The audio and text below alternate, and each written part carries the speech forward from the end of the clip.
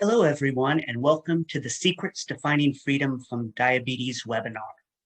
I'm Terry Lindy with Destiny Management, and I'll be presenting over the next 3 days.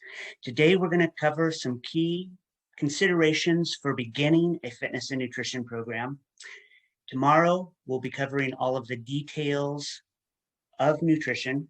And on day 3, we'll be covering all of the key concepts to have a successful fitness program.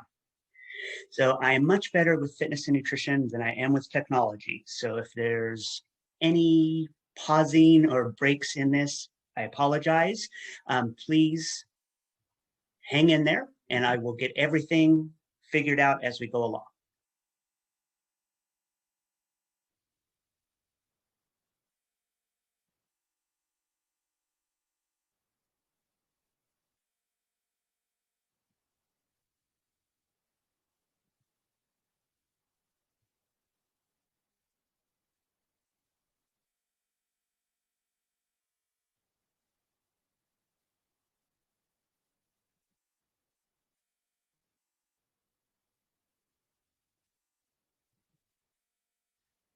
Okay, so let's get started with what you should consider before beginning a fitness and nutrition program.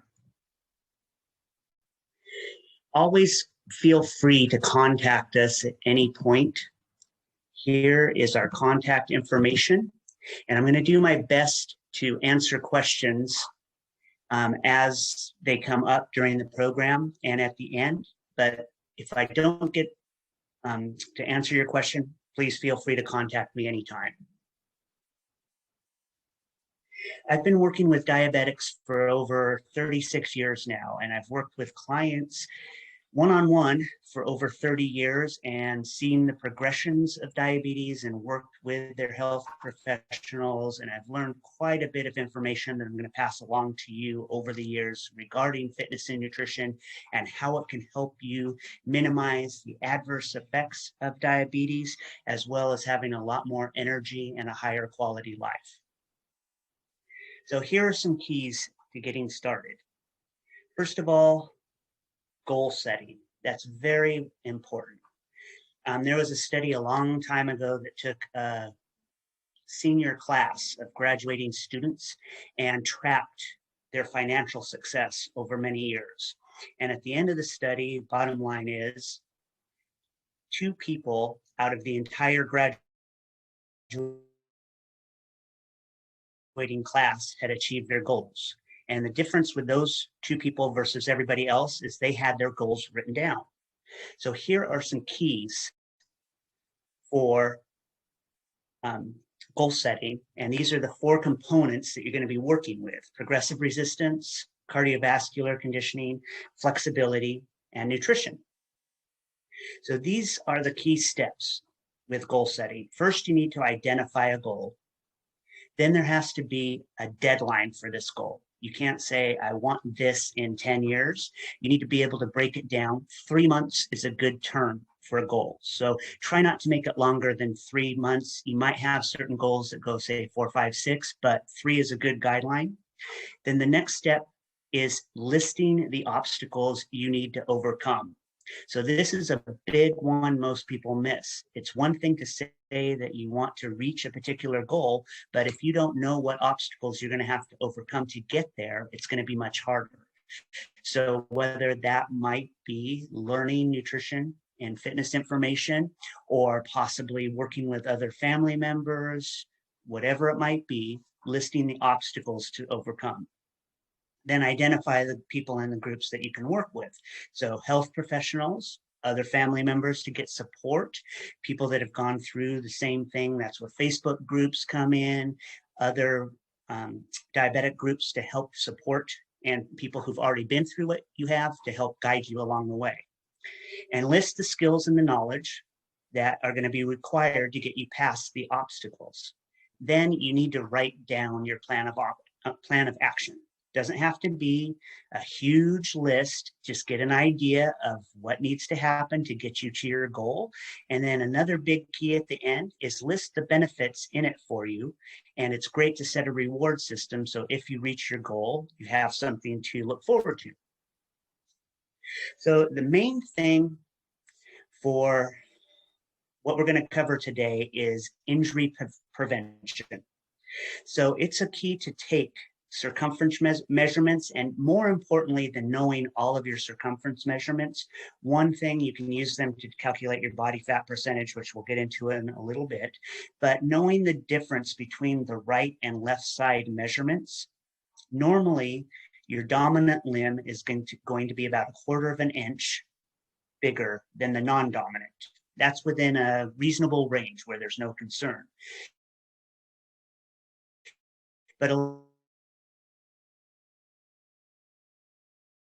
lot of times, your dominant limb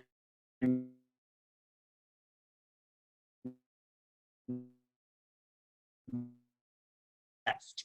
If you do movements that involve both of your legs, then you're running the risk of an injury at some point down the road.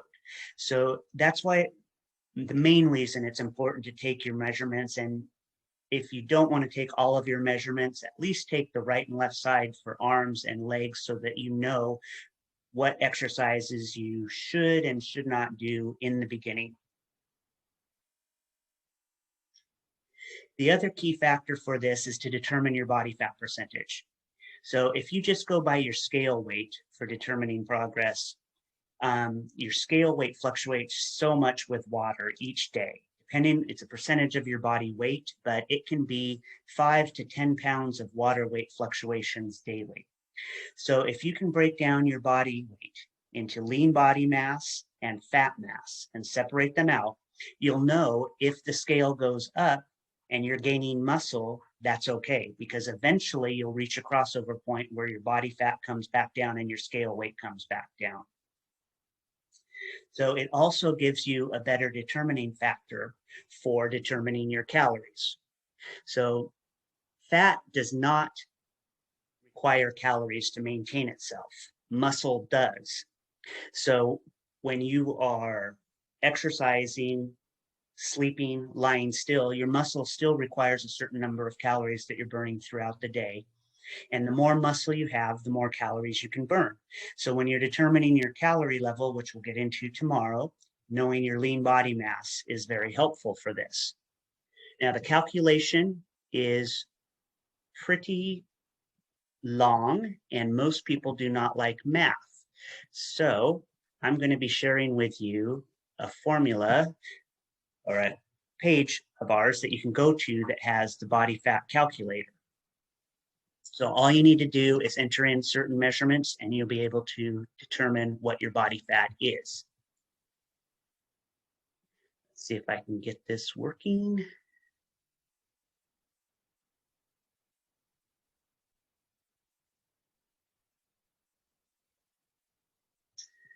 Okay, let's get back to the basics here.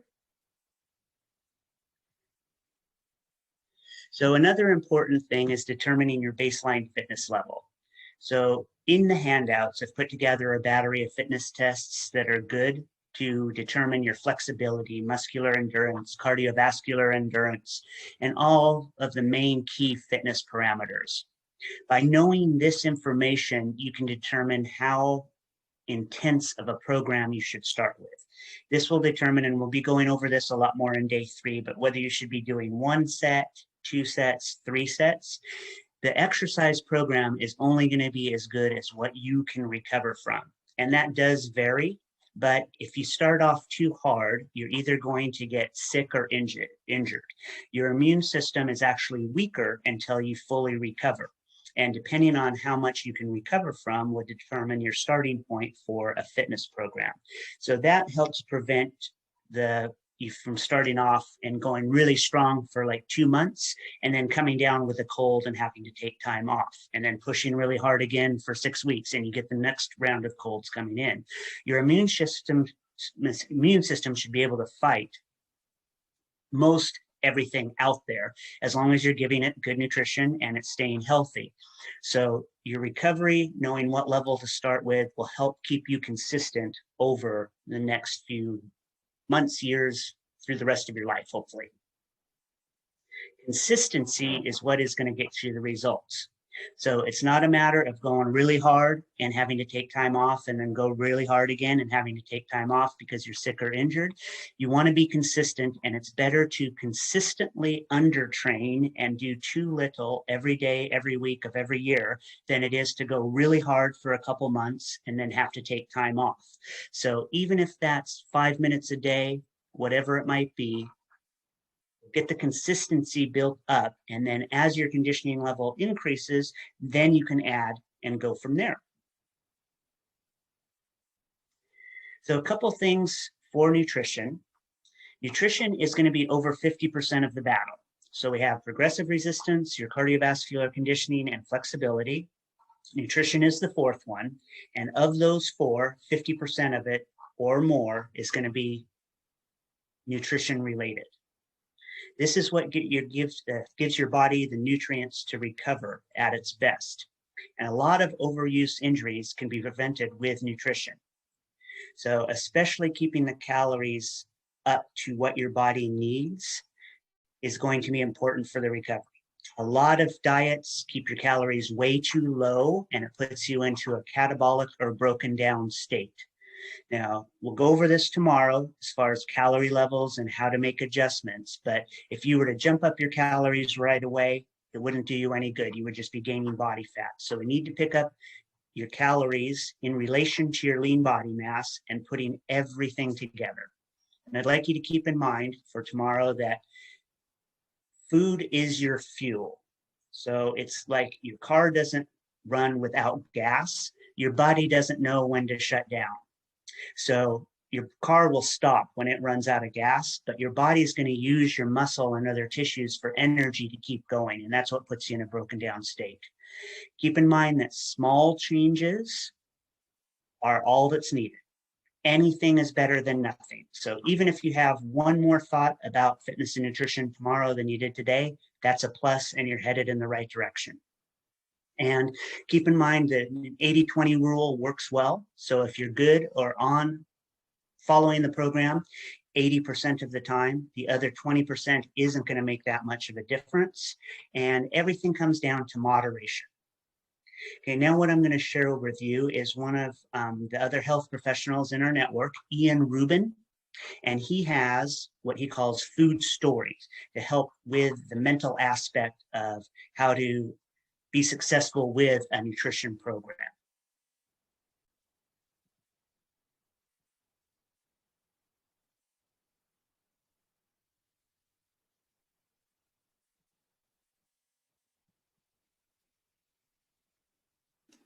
Hello, everybody. My name is Ian Rubin, and I'm very excited to be talking to you today on behalf of Terry Lind and the organization for helping you guys to move forward with your plan for your diabetes program and improving your diabetes condition. So I'm going to be sharing my screen here and doing my little dog and pony show, and I hope that you find it useful. So my name, as I said, is Ian Rubin, and I have been in the health and wellness field for quite some time. Sorry, taking a minute to get kind of settled here. The other thing I wanted to say is that I appreciate Terry inviting me to talk to you guys about my approach, which is a food story approach to health and wellness. And I do hope that this helps you to improve what you're going to be learning and doing with his program. All right, well, let's just kind of keep on moving. I've been doing this work for a long time, over 15 years, 20 years total in the health and wellness industry, and during which time I did personal training, and I've done coaching for many, many years. I teach nutritionists also about this approach. So that's just a little bit about me. So the presentation is really about introducing you to this idea of food story, that we all have a food story. What is my food story? How does my food story affect me? So if you have done this, if you have asked for a plan, told a nutritionist or a naturopath or an acupuncturist or personal trainer, hey, give me a plan, or you've said, hey, I know what I should be doing, I know what I should be eating, but I need your help to be accountable or hold me to the program, then you're right where I suspect most people are, and coming from at least the people that I've worked with over the years. So they ask these two things. The challenge is that even with the best plan, which I know you're getting your hands on a great plan, it can still be hard to be successful. And the honest truth is, if just having a plan or just having someone to keep you accountable was going to help you be successful, you would have probably already been that way by now. So that's what this is supposed to help with, is something extra and above and beyond that. And the reason why it's so important to understand food story is because it's being given to us, or fed to us, if you will, by many, many different sources in our world. So obviously we have a lot of cultural beliefs and ideas and thoughts about food. What are we supposed to eat? What's good? What's bad? This is better for diabetes. This is better for blood control. This is better for weight loss. This is better for heart disease. There's a lot of confusion that's been given to us through our cultural system in terms of advertising, marketing, the health and fitness and wellness industry. And it can be, wow, it can be really overwhelming. And if you're feeling overwhelmed by this information, don't be surprised. So part of your food story comes from this cultural food story. The other piece, of course, of your food story comes from this emotional, this psychological relationship that we have with food. It's a very powerful part of our lives. And if we don't understand the important role that food plays in our lives because of this, we tend to think just with our front brain. We tend to think like scientists only about carbs and calories and cholesterol and portion control. And that isn't enough for most of us to have success with changing our diet for the long run. The other thing is, I call them cognitive challenges, just because it's not that we're not intelligent. We are all very intelligent people when it comes to this. I imagine some of you are more intelligent than I am, that you've read, hundreds of books about nutrition and dieting. And the idea behind this program is to give you what you need to be successful, rather than trying to teach you everything under the sun. Because what we know is that less information often is better. So enough information to be effective, but not too much information. We don't want you to be getting an information overload or paralysis by analysis. And we want you to be able to take this information and actually integrate it into your lives, so you can have long-term and permanent change in your blood sugar control, in your weight, in your food habits, in your health and well-being in general. So again, letting go of the idea that it's purely an intellectual pursuit, but allowing yourself to believe and understand that there's psycho-spiritual, emotional components, there's a cultural component. It's bigger than we thought it was. So don't beat yourself up just because you don't have motivation or intelligence or willpower. Think that that's all that there is. It's okay to feel into this experience. Okay, so my approach is this idea of food story. You'll hear me say food story. You'll hear me say relationship with food. They're much the same. They're kind of interchangeable to me. Your food story, everyone has a food story because everybody eats. Therefore, we all have thoughts and feelings and beliefs about food. And it's developed over many, many years, from childhood all the way through till today. It's still developing. Mine is still, developing and growing as I progress and through life. And it's telling me everything about how I should or should not interact with food, what I should eat, shouldn't eat, good for me, bad for me, how much, when, you name it. It's everything. And when we come to understand and work with our food story, it's a lot more helpful than just focusing on, the science of nutrition and just willpower and motivation. And I will do this and I'm going to do it, kind of white knuckle. So that's what food story is. And it's often getting in the way of your success because most people never even heard this idea. When I talk about it, they go, oh, that makes sense. Sure, I've got this relationship with food and it's kind of running in the background and it tells me what I should and shouldn't do. And yeah, I keep thinking of it as willpower or guilt or shame or all these other things. But no, you're right. It's this sort of internal narrative that keeps running, this tape that keeps running that tells me about food. And once we start to understand that it's there, we can really work with it and get it to help us instead of just continuing to hinder us. So your food story, as I said, there's a lot of components of food story, and where it came from, of course, this is sort of the cultural background, where you grew up, when you grew up, what time period, what ethnic background you came from, small family, big family. There's a lot of sort of big picture culture and then family unit culture and community culture, all of what sort of, originates your food story in terms of your family of origin, where you were, when you were there, how big of a family, etc. So we didn't ask for this piece of our story, of course. It's just that it's been given to us over the years. Usually it's pretty well established by the time we're 4, 5, 6, 7, 8, 9, 10 years old. And when we think about our earliest memories with food, often we're going to this food story. We're going to this family of origin food story that tends to carry a lot of power, a lot of influence in our lives. So it's important to be able to see this and understand it and know where it's coming from, and understand that, it's not all you. You didn't make this whole food story up. You were given a lot of it. And so that's why, for the parts that don't work, we have to realize that somebody else gave it to us, our parents, our caregivers, our local communities, whatever it was.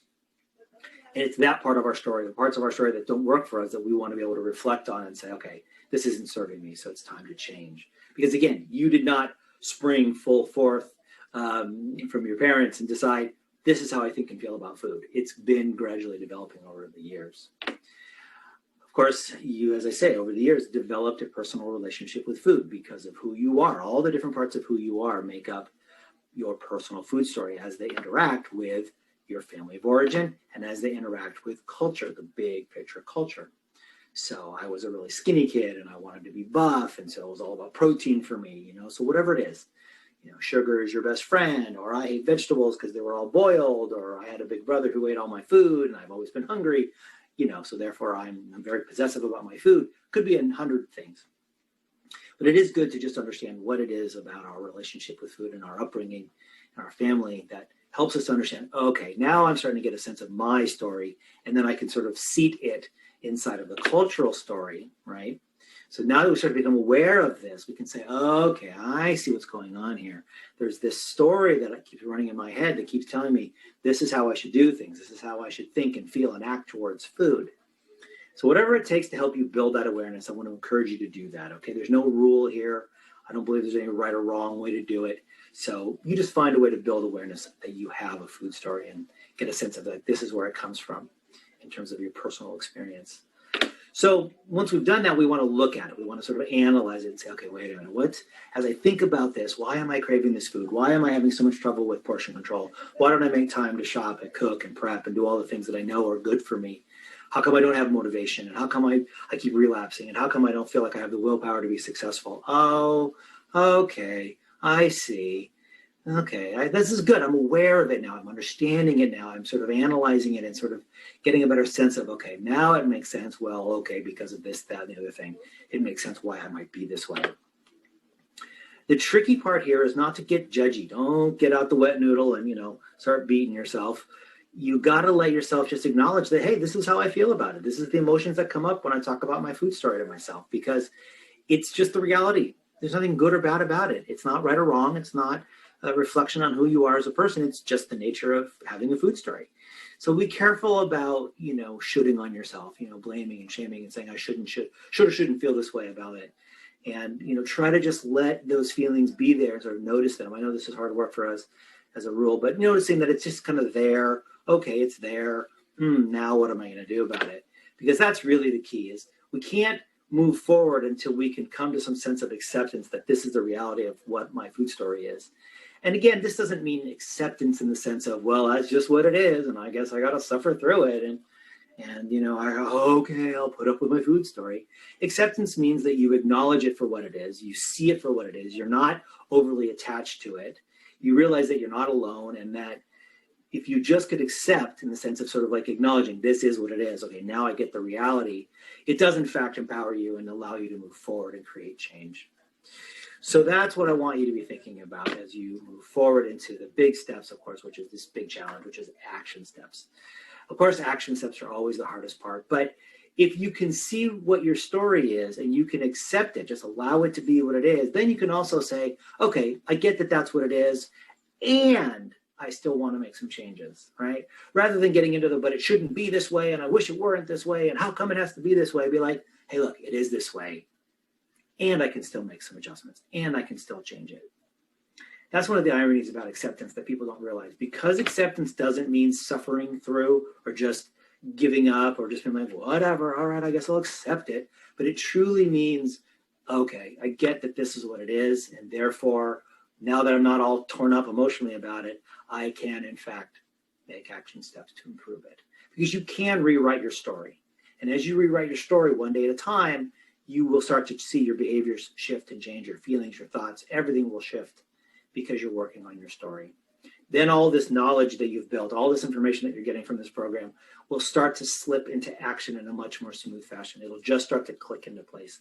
It won't feel so hard. Okay, so your guidelines are to just do whatever helps you become aware, watch out for the blame and shame game.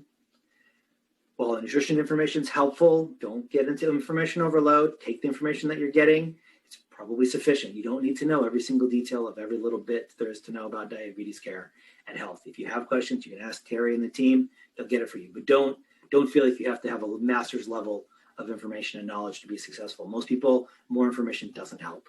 Okay, so then you can work within that nutrition plan, within the reality of your food story, and you can talk to your coach and you can say, this is what I'm supposed to be doing, but this is what I'm capable of doing within my story, that I'm realizing that my motivation gets eaten away when I do it this way or don't do it this way. Hey, can you work with me? Can you help me to sort of bridge the gap, right? So having your doctor, your nutritionist, your wellness professional, your personal trainer work to help you create change rather than only delivering information to you, then they'll be you will be much more successful, and your coach will be a lot happier that they don't have to keep giving you information, but notice that you're not using the information. Every coach wants you to be successful, and we give information because we think that'll help. You've asked that for us for it, and we think that you think it'll help, but we know that it won't in the long run. But if you know that more information won't help, but actually coaching and helping you work within this system will help, then we're going to be super happy to help you to do that. I'm running over my own tongue. Okay, so we're wrapping up. I'm trying to keep this brief as an intro. These are some resources that you can look at to have a better understanding of what I mean by food story and some of the other pieces within it. But really focus on this stuff. Work with Terry, work with the team, and have them help you to the extent that you can. Integrate your understanding of your food story, what works and what doesn't for you, into the nutrition plan that you have. All right? All right, best of luck. I'm going to stop the share and come to here and say if you have any questions or concerns, obviously feel free to reach out to me. My contact information, ian@ianrubin.com. If you have questions and concerns, if you need more help with food story, just let me know. Okay? Have a great day. Bye-bye. You need to fit it into your lifestyle, whatever that means for your particular situation. And that's kind of our philosophy. Now, I've got some questions that have come in, so let me go over those really quick, and then we'll wrap up and get ready for tomorrow. So, what should my blood sugar be when I wake up first thing in the morning? That's a good question. And typically what you're looking for is a blood sugar reading somewhere between 70 and 130 milligrams per deciliter. This is the American version. I know there's an international conversion, so you can contact us if you need that, but somewhere between 70 and 130. And then a couple hours after eating, if you're at around 180 or lower, that's awesome. It is important to keep in mind that everybody's blood sugar is going to spike after they eat. So it's a matter of being able to control it so it doesn't get too high. Okay, another question, will diabetes ever go away? And unfortunately, the answer to that one is no. You'll never get completely rid of diabetes, but it is manageable to a very large degree. This is a good one. How can I get motivated to take care of myself? The biggest thing, again, is starting small and gaining consistency with habits. But here's some tips.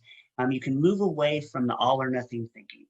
So try and understand that anything that you do to move yourself in a forward direction is good, and it's a lot better than not doing anything. Don't judge yourself or feel bad about something. Just accept it for what it is and move on. And make tiny habits. Don't come up with a bunch of habits to change right away. Start with just one. And then when you've become proficient at that one, then you can add another one and build upon success. So that covers everything that they had for you for day one. If you have any particular questions and you'd like to schedule an appointment to speak with us in detail in person, I'm going to put a link into the chat box right now. And then again, tomorrow, we're going to be covering all of the details with nutrition, and hopefully we'll see you there. Thanks for your time. Bye.